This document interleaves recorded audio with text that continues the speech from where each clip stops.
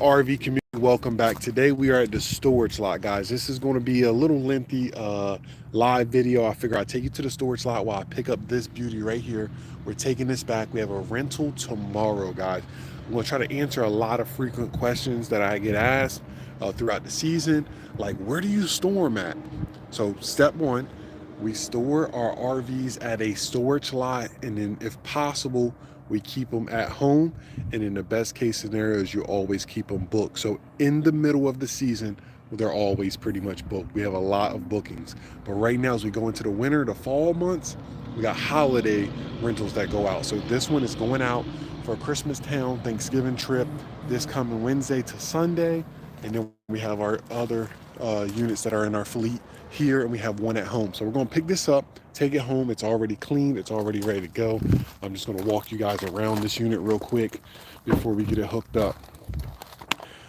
So right here, you'll see I'm just hooking up, getting everything going. I usually will turn off all battery hookups right here with these kill switches. Now this camper does not have a kill switch, it's a little bit older, so we just disconnect one of the terminals, guys. That way you have a full battery ready to go. So hopefully that helps you out.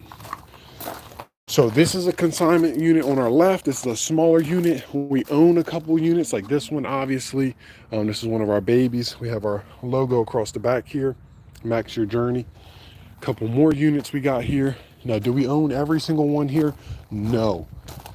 But a storage lot will give you bulk pricing as far as having multiple lots.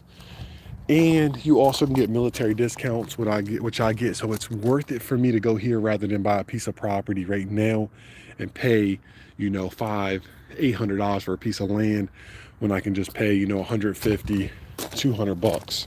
So I'm going to hook this one up, get it going here, and then we're going to head home, and I'll answer some more questions on the ride here, guys. So stay tuned. I'm going to set you up right here beside me, and we'll get you there. Let's see. I'll put you right here.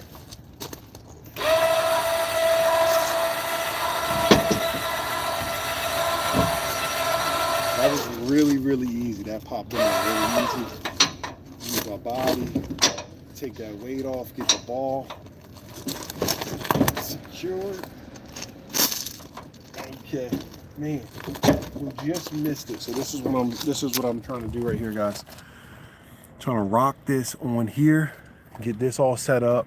It's just a little bit off where I can't get this to attach, but I like it to be towards the front end. So let's pull up just a little here.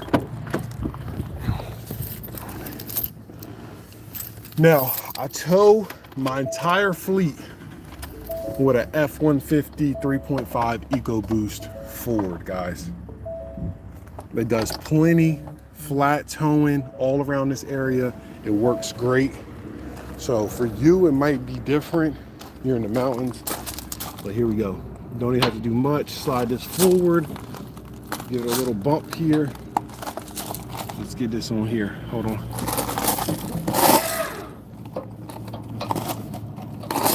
Actually, that is giving me a little bit of trouble today. I don't know why, but that's me right here.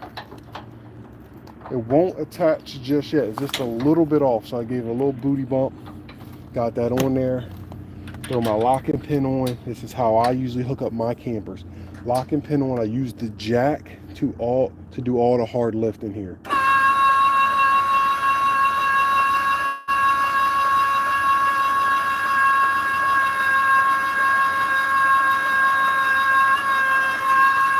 When I do that, it's taking the pressure off of the camper and the truck and kind of evenly spreading it out.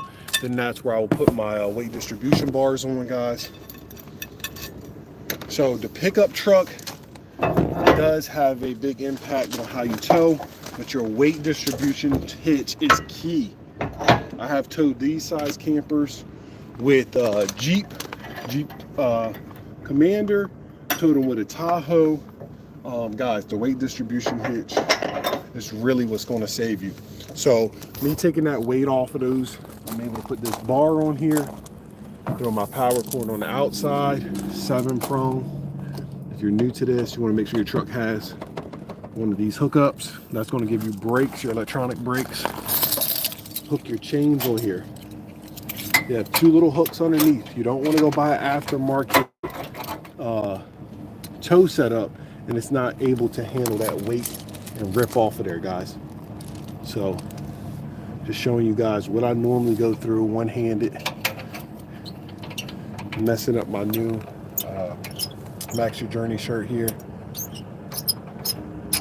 We're just hooking up. Day in the life RV rental. I figured I'd go live, show you guys me at the storage lot rather than just some video, some editing. So it is going to be a little rough.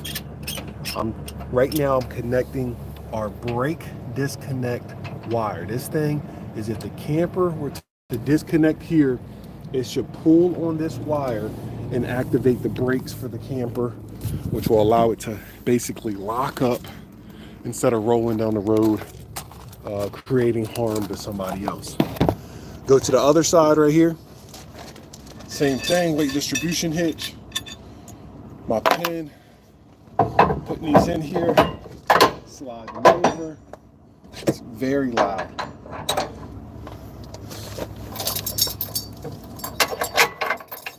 So I'm going to show you guys something that you want to buy extra of just to have on hand. These pins right here, these pins, you can get these at Walmart. Your locking pins right here, retaining pins, whatever they call them, and maybe some of these L brackets, guys. You can buy an extra set of these. You want these pins. I'll go to Walmart sometimes. I'll buy like 3 or 4 of them, keep them in my door, because it seems like they always get misplaced. If you were to go over to another camper, somebody could easily take them, especially the L pins. A lot of people don't think about that. And then right there, you're not able to hook up your weight distribution bar. So I'm just letting you know. So now we're all hooked up, chains on both sides. I step on that right here, and then I lower it down. I'm gonna go down all the way, and then I'm gonna raise up the bottom of that jack to create more clearance. I'll show you what I mean in just a second.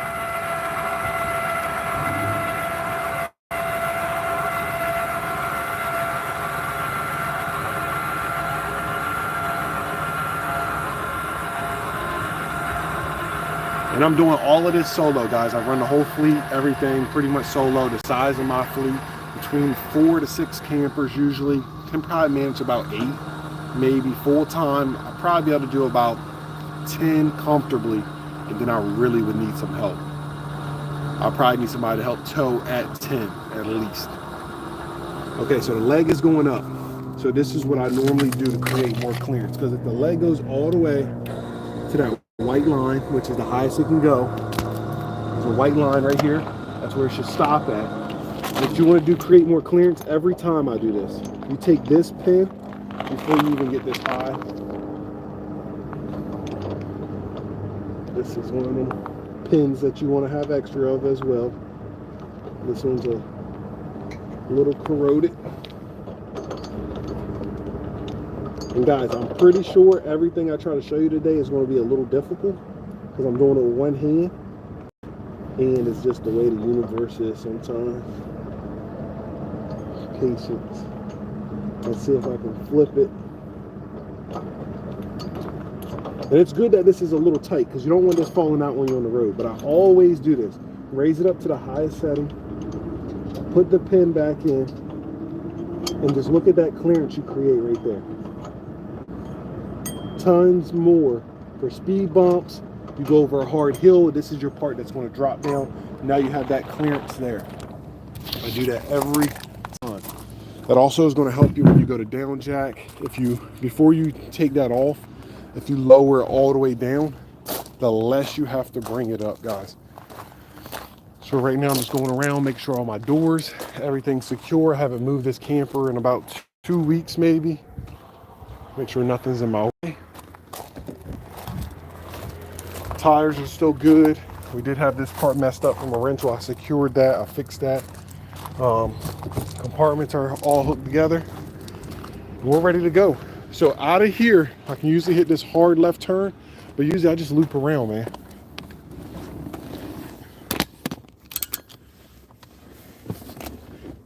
All right, so again, I'm going to answer some questions, frequently asked questions, most common asked questions.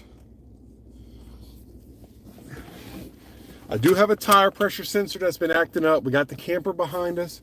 Everything's good. I got my tow haul mode set in here, so we're good there.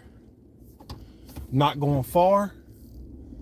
I usually go up, and before I take out of here, I'm going to test my brake controller. I want to make sure it's the right gauge. Me towing different campers, I've realized that they all have their own slight adjustment. This one, I believe, likes it a little bit heavier. It's on the 8.5 side. My other camper is a little lighter. It's about 7.5. So I'm just doing a big loop right now. I'll show you guys right here. Just doing a big loop. Coming back by the campers here so I can get out of here straight away to go right through here. So any chance you get, make it easier on yourself. We got the camper here. We got our other babies right here. I'll be back for you girls. And now we're headed home.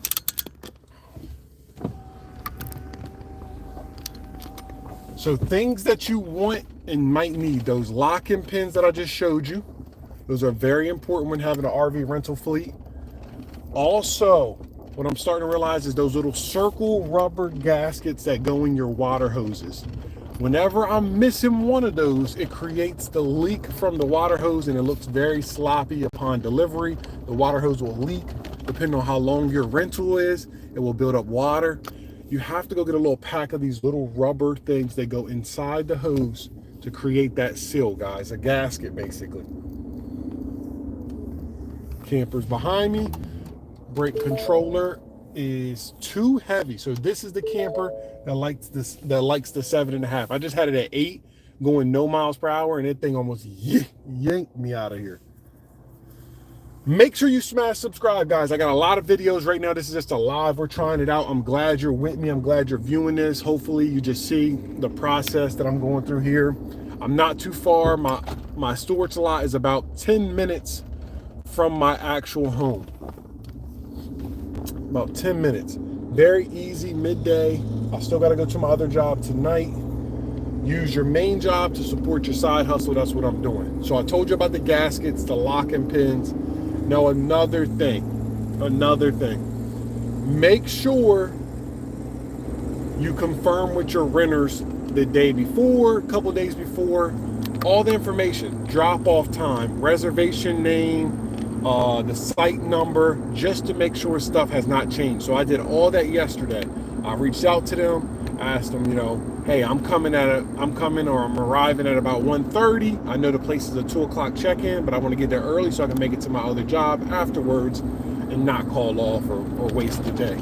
So they said that's fine. They won't be there till later in the day. So I won't even see them. I won't communicate with them unless there's an issue. So I want to get this camper home, set up the bedding, turn on the fridge, take my pre-trip photos. Very, very important. The condition that you send it out in, the look of it. The look of it, guys. You want to make sure everything is just, well put together. Just really good for the presentation when you drop it off, because then they can use any of that stuff and say, well, this wasn't right, this wasn't correct. But a lot of the third-party sites require that you list or that you take those post photos to protect yourself and their brand as well. So post photos, pre-photos, all very important. You want to make sure you got all your equipment for the trip. So say if it's a boondocking site, you got the generator if you discussed it, you got the bedding if you discussed including that type of stuff, pets. Just get all the details out of the way. Now again, another helpful tip, figure out what is your range of delivery. What do you feel comfortable with? How much time are you willing to spend on this for a certain amount? Because I get a lot of trips in my area across the bridge. We have a big Bay Bridge. And I don't go that way. It's not worth it for me to travel, pay those tolls, go through all that stuff, traffic that way, where I can make that same dollar amount here locally. And when I'm usually going over there, it's for smaller events where people probably don't want to pay that much. There is one big event, which is an equestrian show. I don't know when it comes around. Now, that is big money. That is worth it. I have changed some things where I'm willing to go that way in the future. But right now, we didn't have any this year. Last year, we had multiple people reach out. So I'm on the main road now, following a big truck, safe, keeping it smooth. Everything's going hands-free. Got my little thing here. Same thing if you're GPSing your location. Get your little hands-free device so you can move throughout your travels. Now, when you arrive at the campgrounds, this is another thing. If you're new to the platform, again, like I said, my client will not be there tomorrow. So when I arrive, I want the reservation name. Uh-oh, truck stopping. Okay, I want the reservation name.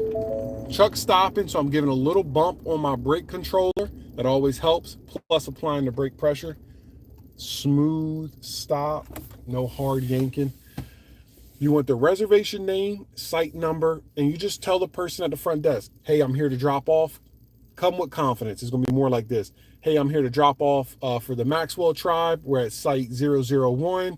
They should be checking in today, probably a little bit later. I'm not sure if they're here. They check out Sunday. I'm just doing an RV rental, and I'm just dropping it off for them, and I'll be right out of here. Okay, you know where you're going? You got everything good? Okay, you do? Okay, no problem. Head on in. That's usually how it goes. Only problem that gives me a little tricky time is a national park and a state park. State park has volunteers. National park has police rangers that work there. Sometimes they give me a hard time as far as paying to get in just to drop off. I'll take it. I'll take my chances in going in for free as well, because I'm not staying there enjoying the amenities. I'm literally dropping off and leaving. But if they want me to pay, I pay. I use that as a tax write-off, and then I just take it back, and it is what it is. So either way works for me. I'm fine with paying. I'm fine with just getting in, whatever. But you got to know that site number, reservation name, all that good stuff. Now, I bring extra equipment as well. So right here with me, I have a box of tools just in case anything messes up. But I have things like this, like dog bones, just in case. My camper behind me is a 50 amp camper. Now, if the client were to book a 30 amp site, then I have a dog bone that will break it down from 50 to 30. And that way there's no headache, there's no problem at all. You don't have to say, man, well, you told me this, I got to cancel the trip, I got to run here and go get this. You might be in the middle of nowhere. So just go get you several dog bones just in case that happens. Get you a 30 to a 50, get you a 50 to a 30, get you a 30 to a 15, get you a 50 to a 15. So just get all that stuff handled, guys. Besides that, you got your reservation, you got everything going. Just let them know the best way to communicate with you. Like for me, tomorrow, the best way they're gonna be able to communicate with me is through the app, and then after that, they can text me, call me.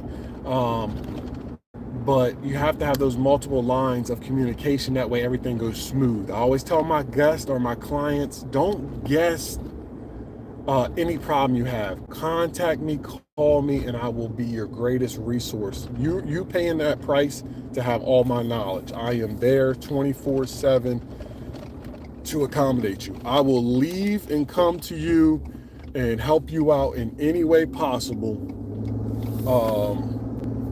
If you're one of my clients, because that's what you paid for. That's part of the process. So yeah. Call me, don't guess on anything. That's when we get a lot of problems. I'm trying to think what else, guys. Set your dollar amount, again, to a price that you're comfortable with, that you're agreeing to do all this stuff for. Don't keep changing it on them. I do feel like if you're starting off, it's better to have one camper, get it out there, and then the following year go with two. I really wouldn't go too much higher than two. Two allows you to, if you have an issue with one, you can push another one off on them. You can also use the one that's popular to create buzz for your other RV, so you use that a lot. Like I have an older one that's very popular, but when people reach out to me, I tell them, well, I have this newer camper, same price, everything, and I think it will work great for you. That way you get rentals on that one, you also get reviews on that one, and yeah, that's just how it works. A lot of the third-party sites go off of reviews, and that's how they kind of recommend you or push you in their algorithm. So use that to your advantage with a fleet of RVs. I wouldn't go crazy and go get 3, 4 RVs. I would not go and get older RVs. 10 years and up is my limit. 10 years old and past that is just way too old. So try to stay under 10 years, guys. Keep it looking good. Take care of it as much as possible. Other than that, I'm about to pull up to my house here in a few, get everything set up. I have a camper there, so maybe I don't know, maybe I'll do something, but it won't take me long, guys. I'm just setting up the beds, doing all my pre-checks, and doing all my pre-photos.